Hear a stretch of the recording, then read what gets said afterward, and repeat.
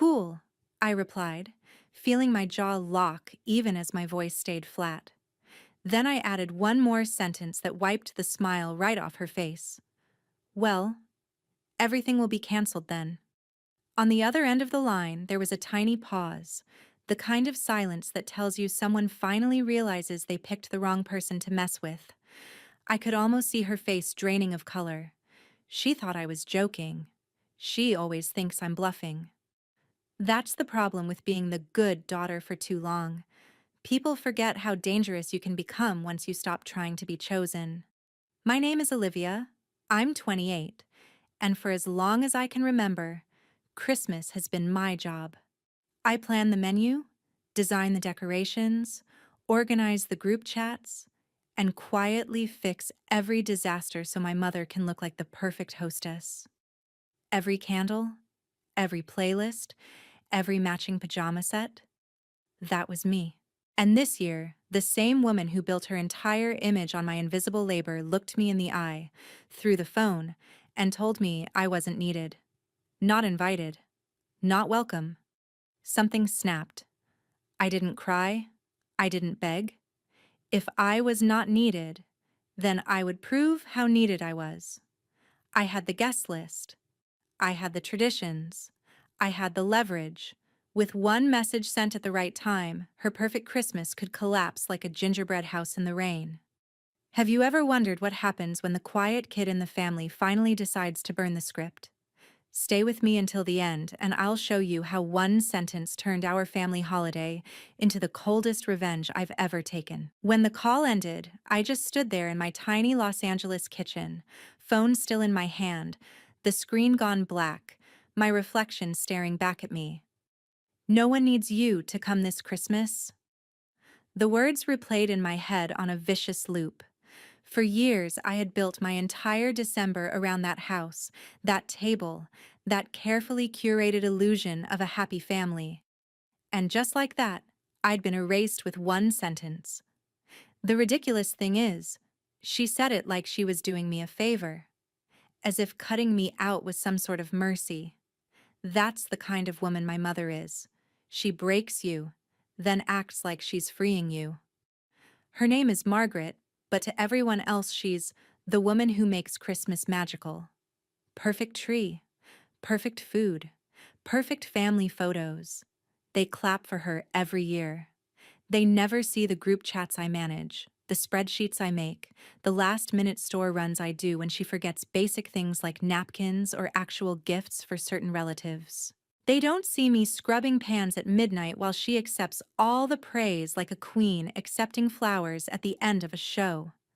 My brother Ryan just jokes that I'm good at this stuff. Easy for him to say. His contribution is showing up and existing. Mine is everything else. I thought back to last year when the oven broke an hour before people arrived. She stood there panicking, already rehearsing her victim speech about unreliable appliances and how hard she tried.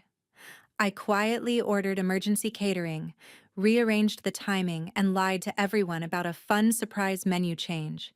She got compliments for being so creative. I got a half-hearted thanks, Liv, while she posed for pictures in front of the table I saved. So when she told me this year that no one needs you to come, something dark inside me laughed. If I disappeared, that house wouldn't just feel emptier, it would fall apart.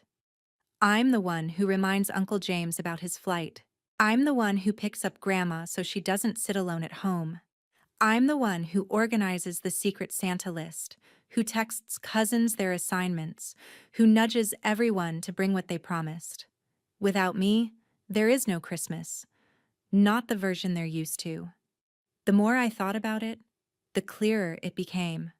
For once, I held the power. For once, I could be the one who decides how the story goes. She thinks I'll stay in my lane, cry a little, and still show up with cookies and gifts like a loyal little soldier. But this time, I'm done being the background character in a holiday she takes credit for. I opened our big family Christmas group chat and stared at the list of names, uncles, aunts, cousins, neighbors, even Dad, all neatly lined up under my admin status. Admin. That word suddenly felt like a loaded weapon. I didn't type anything yet. I just let the idea breathe. If the person you treat as disposable suddenly stops doing the invisible work that holds your life together, what happens? Would you still show up smiling if your own mother told you that you weren't needed? Or would you finally show her exactly how much of her perfect life is built on your back? The next morning, my phone started buzzing before my alarm even went off. I didn't need to check to know who it was. Ryan. Of course. He always shows up when Mom wants something softened. I let it ring twice, 3 times, then picked up. What? I said. No hello, no fake sweetness. Just that. Wow, good morning to you too. He scoffed lightly, then lowered his voice like he was slipping into his favorite role. Peacemaker. Look, Mom told me what happened. She didn't mean it like that. You know how she gets when she's stressed. There it was. The classic family translation. She emotionally stabbed you, but don't bleed on the carpet. She said no one needs me, I replied. She meant it, he insisted. She just doesn't want drama this year. She's tired. You know she's been doing this alone for years. I laughed, and it came out sharp. Doing what alone? Ordering me around? He ignored that. Anyway, even if you're not coming, can you at least help with the usual stuff? The group chats, the reminders, the playlist? You're kidding, I cut in. So I'm not needed, but my work still is? Silence. Then a frustrated exhale. Olivia, don't be dramatic. This isn't about you. I felt my fingers dig into the edge of the counter. Really? Because she literally made it about me. Ryan kept going, like he was reading from a script Mom had approved. Mom's worried. She thinks you're pulling away. She's the one who paid for your college, your apartment deposit, everything. At least you could make Christmas easy on her. A bitter taste filled my mouth. Paid for my college? I repeated. You mean the college I dropped out of after one semester because there wasn't enough money for me to go back? Oh my God, not this again, he muttered. You know things were tight. She did what she had to do. She even used your fund when Dad's business went south. For all of us. Stop acting like you're the only victim. My brain stalled. What fund? There was a tiny pause, like he realized too late what he'd said. Nothing. Look, forget it. Just, can you send the reminder in the group? People are asking about the start time. But I wasn't listening anymore. My heart didn't sink. It hardened. There had been a fund. Money meant for me. Money I'd never seen. I have to go, I said quietly, and hung up before he could spin another story. Later that day, I dug through old emails, files, anything that might prove my instincts right. I found an old message from a bank we used to go to when I was a teenager. An account in my name, opened when I was a kid. Attached was a note, college savings, for Olivia only. The last transaction showed the balance drained 5 years ago. Same year Ryan suddenly got bailed out of a mess with his credit cards. The withdrawal authorization had 2 names on it, mine and Margaret's. My signature looked off, sloppier than I remembered. My hands shook, but not from sadness, from clarity. She hadn't just cut me out of Christmas. She'd been cutting pieces out of my future for years. And now she wanted me quiet and obedient for one more performance. I opened the family Christmas chat again. This time, I didn't hesitate. I created a new group, Christmas Update 24th. I added everyone, except Mom and Ryan. Then I wrote, "Hey everyone, just a quick update. Mom told me she's feeling really overwhelmed this year and doesn't want a big crowd. She asked me to scale things down, so I'll be hosting anyone who still wants to celebrate at my place in LA. Totally understand if you already have other plans, but if you'd like a warm meal, presents, and some real talk, my door's open." I stared at the message for a second, then hit send. Seen, seen, seen. The replies started rolling in. Honestly, a smaller thing sounds nice. We were only coming because of you anyway, Liv. Can I bring dessert? I watched my mother's perfectly curated empire start to tilt, one polite message at a time. Tell me, if you discovered your mom secretly emptied your college fund to rescue your golden boy brother, would you still play nice at Christmas? Or would you start rewriting the guest list too? By the end of the day, my apartment was turning into Plan B, the real Christmas. People kept texting, asking what they could bring, what time they should come, whether kids were welcome. Every ping on my phone felt like another nail in the coffin of my mother's perfect image. I didn't tell them about the fund. Not yet. I wanted that truth to land at the right time, in the right way. Revenge isn't just about anger, it's about timing. Between answering messages, I set up my phone on the counter and hit record. If my mother wanted me invisible, I was going to do the exact opposite. My mom told me no one needed me to come home for Christmas this year. I started, staring straight into the camera. So I decided to see what would happen if I stopped doing all the invisible work I've been doing for her my entire life. I didn't say her name. I didn't say anyone's name. I just told the story. The decorations, the planning, the emotional manipulation, the way I'd been treated like staff instead of family. I didn't cry. I didn't beg the audience to feel bad for me. I just laid out facts, one by one, like evidence. At the end, I smiled. A small, cold smile I barely recognized. If you've ever been the forgotten one in your own family, I said, this Christmas is for us. I saved the video, scheduled it to go live on the evening of the 24th, and set my phone down. Let the internet watch what happens when you push the quiet kid too far. Then I got to work.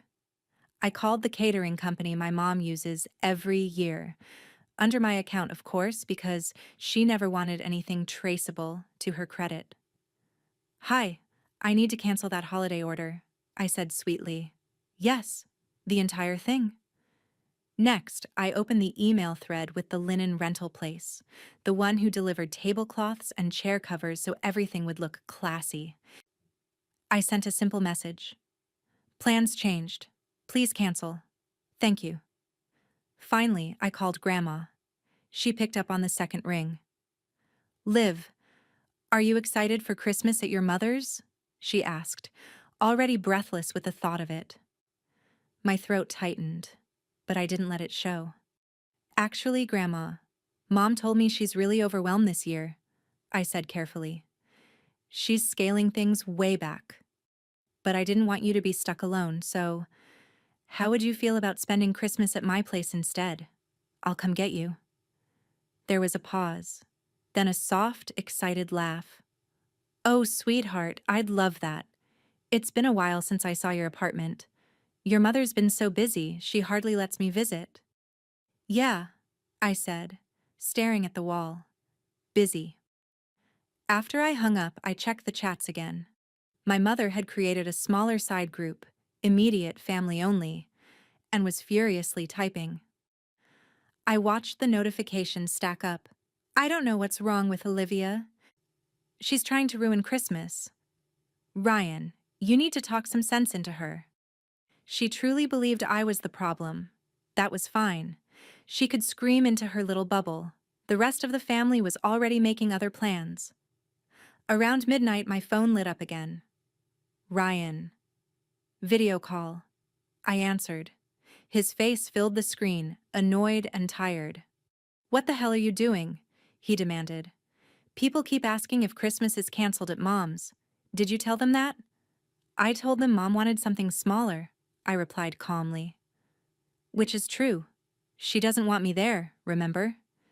You're twisting things, he snapped. She just wanted less chaos. Then she got exactly what she asked for, I said. Less people, less chaos, less me. His jaw clenched. You're taking this too far, Olivia. This is family. You can't just sabotage Christmas. Funny, I said, because she had no problem sabotaging my future the day she signed away my college fund. This time, he didn't have a quick comeback. He just stared at me. You don't understand everything that happened, he muttered. Maybe I don't, I agreed, but she's about to. I ended the call before he could answer. Sometimes the most powerful thing you can do is stop explaining yourself to people who never listen. If your whole family was built on a lie you didn't consent to, how far would you go to finally make everyone see the truth? 2 days before Christmas, the mask finally slipped. My phone rang again, and this time it was my mother. Not texting, not hiding behind Ryan. A full, old-fashioned call. I let it ring long enough to make a point, then answered. Yes, I said. No, hi, Mom. No forced cheer, just that. What do you think you're doing? She hissed. No hello from her either. I just got off the phone with your aunt. She says you told her I canceled Christmas. I told her you didn't want a big crowd, I corrected. Which is what you told me when you said no one needs me to come. Don't twist my words, she snapped. You know I was talking about your attitude, not your presence. I actually laughed. So my attitude isn't needed, but my labor is? Oh, for God's sake, Olivia, she said, voice sharpening. This martyr thing is getting old. You've always been so sensitive. You act like a slave when all you do is send a few messages and bake some cookies. Heat flooded my chest. A few messages? I repeated. You signed me up for years of unpaid work and called it tradition. I handle everything, Mom, and you know it. There was a shaky breath on the other end. Then she went for the jugular. You want to talk about work? I worked my fingers to the bone for you. I used my savings so you could have a future. I sacrificed everything. And this is how you repay me? By turning the family against me? I almost let her have that narrative. Almost. But then I remembered the bank statement, the drained account, my forged signature. Your savings? I asked quietly. Or mine? Silence. Real silence. Not the calculated kind. What are you talking about? She said, but her voice had dropped, lost its sharp edge. I opened the photo I'd taken of the old statement, my thumb hovering over the send button in the group chat labeled immediate family only. Then I changed my mind and selected a different chat. Christmas update 24th. Everyone. All of them. I'm talking about the college fund Grandma set up in my name, I said. The one you drained 5 years ago. The one you used to bail Ryan out while telling me there wasn't enough for me to stay in school. That money was for the family, she snapped, suddenly regaining some of her bite. Your father's business was failing. Ryan was drowning in debt. We did what we had to do. Stop acting like the world revolves around you. Right, I murmured. You did what you had to do. For everyone but me. My thumb hovered again. This time, I attached the screenshot and wrote a short message to the whole group. Since Mom told me no one needs me to come this Christmas, I decided to host whoever still wants to celebrate. Also, for those who ever wondered why I never finished college, here's part of the answer. I didn't hit send. Not yet. My mother was still talking, ranting about loyalty and respect and how I was ungrateful and brainwashing everyone against her. I barely heard her. I was staring at that unsent message, at the tiny blue arrow that would change everything. Once I sent it, there would be no way back to pretending. No more. It's just how she is. No more, she means well. Just truth. Bare. Ugly. Real. You think you're so powerful, she spat. You think you can ruin my Christmas? Let me be very clear, Olivia. No one needs you to come. Stay in your little apartment with your pity party. We'll be just fine without you. I felt my face go cold. There it was. This time, no excuses. No wrong tone. No, you misheard me. Just the sentence, again, with all the venom fully exposed. I pulled the phone away from my ear and looked at her contact name on the screen, hearing her voice still going on and on. Then I brought it back and said calmly, "Cool." I could almost hear her smirk before I added, "Well, everything will be canceled then." I ended the call and, without giving myself one more second to hesitate, hit send. Tell me, if you had the proof in your hand that your own mother sold your future to protect her favorite child, would you keep the peace? Or would you press that button too? The fallout started almost immediately. My phone lit up like a Christmas tree, only this time the lights were accusations, shock, and disbelief. "Is this real?" a cousin wrote. "What fund?" another asked. Grandma sent a confused voice note asking if this was some kind of mistake. I replied once, clearly, "It's real. I just found out myself. I'm not asking anyone to take sides. I'm just not hiding it anymore." After that, I let the chat run wild. People started sharing their own stories. Times my mother had borrowed money, shifted blame, twisted truth. It was like ripping up a carpet and finding mold underneath. Everyone had smelled something off for years. Now they finally saw it. Meanwhile, in the immediate family-only chat, my mother completely unraveled. "How dare you air private family matters?" she wrote. "This is a betrayal." Ryan tried to play mediator again. "Mom, calm down. We can talk about this later," he typed. But even in text, I could feel his panic. He hadn't known I'd found proof. He hadn't expected me to aim this high. On the morning of December 24th, my scheduled video went live. My notifications exploded as strangers on the internet poured in. Comments, likes, shares, people telling me their own stories, their own toxic holiday traditions, their own mothers who treated them like props. I read enough to realize something important. I wasn't alone. And my family wasn't unique. It was just finally being dragged into the light. By late afternoon, my apartment smelled like cinnamon and roasted garlic. I moved between the stove and the door, letting in guests as they arrived. Cousins with casseroles, an uncle with bottles of wine, neighbors who'd seen my video and knocked just to drop off a dessert and a hug. Grandma arrived with me, clinging to my arm, teary-eyed but smiling. "You did all this yourself?" she whispered as she looked around. "All these years and you never got credit. I'm sorry I didn't see it sooner." I swallowed the lump in my throat and squeezed her hand. "You see it now. That's enough." Around 7 in the evening, my dad called.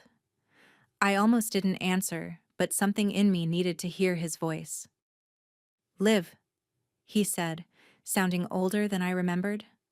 "What's going on?" "You saw the screenshot," I replied. "You tell me." He sighed. "Things were complicated back then. I was drowning in debt. Your mother made choices. With my money," I said. "With my future. Without my consent." There was a pause, then a quiet admission. "Yes." I waited for an apology. It never came. Instead, he said, "Your mother is devastated. Half the family isn't coming. Your brother just left the house furious. Is this what you wanted?" I looked around my crowded apartment. People laughing, clinking glasses, kids playing with wrapping paper on the floor. It felt messy and loud and real. "I wanted the truth," I said. "Whatever comes with it is just consequence." "You've humiliated her," he said. "She's sitting at a table set for 20, and there are 4 of us here." For a second, a tiny flicker of guilt tried to claw its way in. Then I remembered myself at 18, crying quietly in my room because I couldn't go back to school, being told, "There's nothing we can do," while my brother mysteriously got bailed out of his 3rd financial disaster. I remembered her saying I was too sensitive whenever she hurt me. I remembered her voice saying, "No one needs you to come this Christmas." "Then she finally knows how it feels," I replied. Every year, I sat at that table and felt like a placeholder. She chose this. I just stopped covering it up. He didn't respond. The silence told me he knew I was right, even if he'd never say it out loud. "Merry Christmas, Dad," I said and hung up. A few hours later, there was a knock at my door. Loud, frantic, desperate. For a second, my stomach dropped. But when I opened it, it wasn't my mother. It was Ryan, standing there with no coat, cheeks flushed from the cold, holding a half-wrapped gift in his hands. Behind him, the hallway was empty. "Can I come in?" he asked. His voice didn't have its usual confidence. "Depends," I said. "Are you here to drag me back to Mom's table or to actually listen for once?" He exhaled, shoulders slumping. "I left," he admitted. "She spent the whole dinner yelling about you, about how you ruined everything. She didn't apologize, not once. I kept waiting. She just kept saying how embarrassed she was." "Embarrassed," I repeated. "Not sorry." He nodded miserably. "There's a difference," I said. He looked at me then, really looked, like he was seeing me clearly for the first time. I didn't know about the account," he said quietly. "I mean, I knew Mom found money when I was in trouble, but I don't know what I thought. That she had savings, that Dad helped. I didn't realize she took it from you." "You never asked," I replied. "You never wanted to know where your safety net came from." He flinched. "You're right," he said. "I didn't. That's on me." The living room behind me erupted in laughter at some joke. The contrast between my warm apartment and the cold, lonely picture he'd just painted of my mother's house was almost cinematic. "So why are you here?" I asked. "Because," he said, voice rough, "I don't want to spend Christmas pretending anymore." I stepped aside. "Then come in," I told him. "But understand this. I'm not the family punching bag or event planner anymore. If you're here as my brother, not as Mom's messenger." He nodded and walked past me, eyes widening at the sight of everyone gathered there. For the first time, he saw what I could build without her. What I could be without begging for her approval. Watching the person who hurt you finally sit alone in the mess they made feels good. But is it as satisfying as you imagined? Or does it leave a different kind of quiet behind? Christmas night stretched on in a blur of chaos and warmth. We played stupid games. We burned one of the side dishes and ordered pizza as a joke. Someone started a sing-along that went horribly off-key, and Grandma laughed so hard she had to sit down. My apartment wasn't big, it wasn't fancy, and nothing matched. But for the first time in my life, I felt like I was hosting something that was actually mine. Not a show for my mother, a home. Ryan stayed mostly in the corner at first, awkward and uncomfortable, as if he'd stepped into a different universe. Eventually, one of our cousins dragged him into a card game, and I watched his shoulders relax little by little. He caught my eye once, mouthed, "Thank you," and I just nodded. He had a long way to go, but at least he was finally walking in the right direction. Around midnight, after most people had gone and the apartment was littered with empty plates and torn wrapping paper, there was another knock at the door. This time, I knew who it was before I even stood up. My entire body went still. Ryan straightened on the couch. "You don't have to open it," he murmured. "I know," I said. But I did. I opened the door just enough to see her. Margaret. My mother. She stood in the hallway in her best holiday dress, makeup smudged, hair slightly out of place, clutching her phone like a lifeline. Behind her, the corridor was empty and quiet. No backup, no audience, just us. "Olivia," she said, voice low, not angry, not yelling. "Something worse. Small. Can we talk?" I stepped into the hallway and pulled the door mostly closed behind me, leaving just a crack, so I could still hear the faint noise of my own party. My world. "About what?" I asked. "About how I ruined your Christmas?" She winced. "You didn't ruin it," she said. "You ruined mine." "No," I corrected. I stopped pretending for you. You ruined yours all by yourself. Her eyes flashed. For a moment I thought she'd snap back, unleash the full force of her favorite weapons, guilt and shame. Instead, she exhaled slowly. Everyone is talking about that screenshot, she said. About the video you posted. I can't show my face without people looking at me like I'm a monster. Maybe stop acting like one, I replied. Her jaw tightened. You have no idea what it took to hold this family together, she whispered. Your father was useless with money. Ryan was reckless. I did what I had to do. You did what you had to do, I repeated. Fine. Own it. But don't you dare pretend you did it for me. You took from me. You lied to me. You made me feel guilty for wanting anything, and then you called me not needed when I stopped killing myself to make you look good. Her eyes glistened, but I didn't move toward her. I'd been conditioned my whole life to comfort her when she cried, even after she hurt me. Not this time. I shouldn't have said that, she admitted, voice cracking. I was angry. You were being difficult. Being difficult, I echoed. You called me unnecessary, on purpose. I was hurt, she shot back. You were turning everyone against me, planning your own Christmas. I planned my own Christmas because you uninvited me from yours, I said calmly. I didn't turn them against you. I just stopped hiding what you did.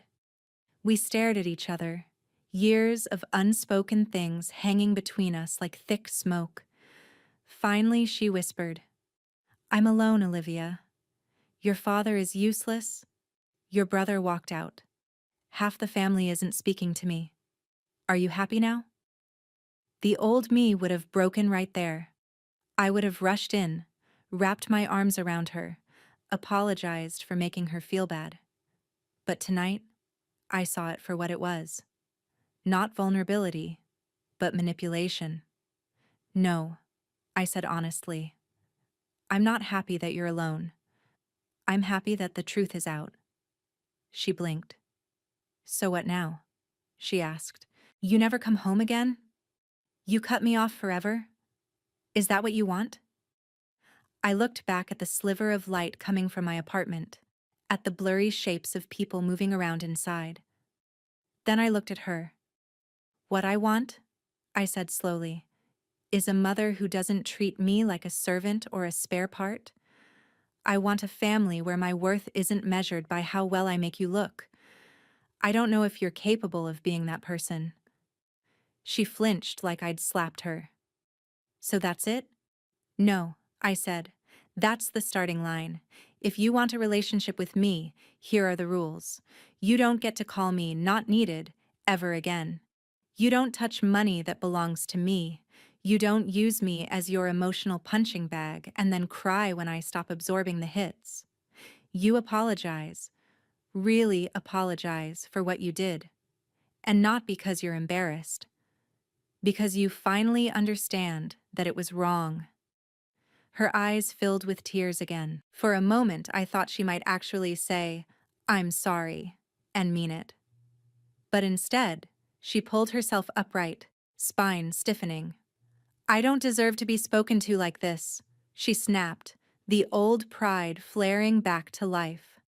After everything I've done, after everything I've sacrificed, I cut her off with a small, tired smile.